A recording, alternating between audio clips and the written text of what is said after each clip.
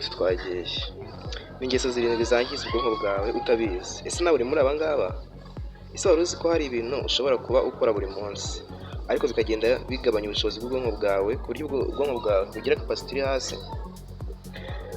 Icyambere mu ngeso zangiza ubwonko dukora buri munsi, kudasinzira bihagije. Kambabwiza ukuri, muri no minsi abantu benshi bari gufata time bari kuri telefone, yajya kuryama yakumva abuze ibitotsi akajya muri telefone gutyo ukarinda bucya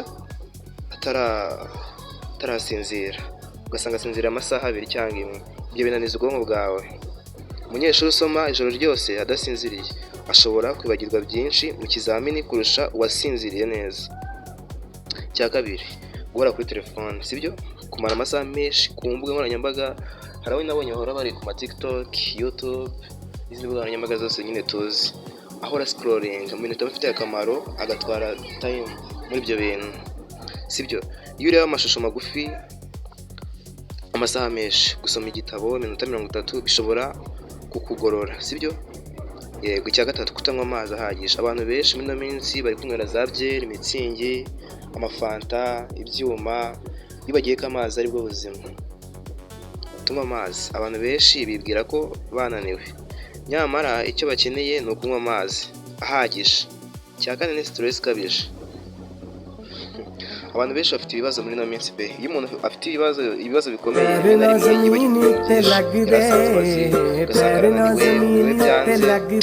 nyine guhora mu bishobora kugabanya ubushobozi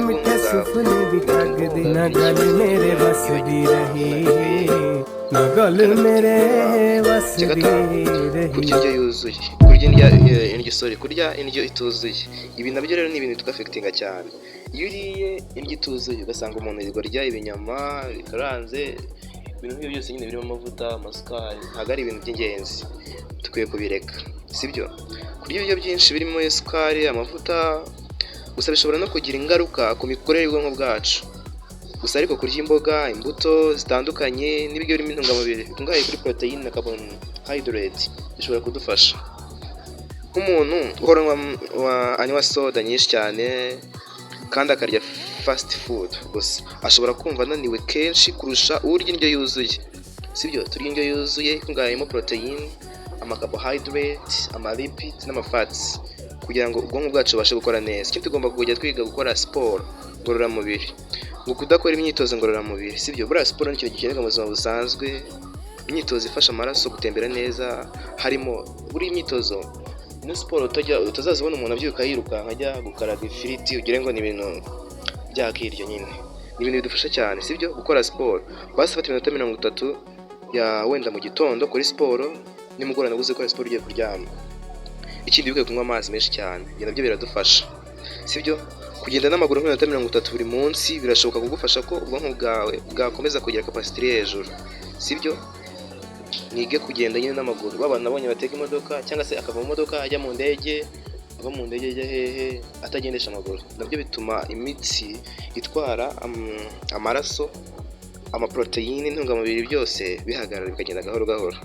Kutiga ibintu bishya.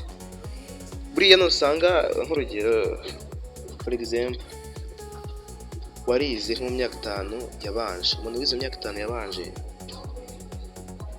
izi saha izi ubungubu ubumenyi yari afite bwataye agaciro. Ubwonko bukomeza gukora iyo buhora bwiga ibintu bishyashya, kuko mu isi turi kwiga ibintu bishya. Gusoma, kwiga indimi nshyashya cyangwa se ubumenyi bushya bifasha ubwonko gukomeza gukora neza. Ikindi ukajya uhora muri library.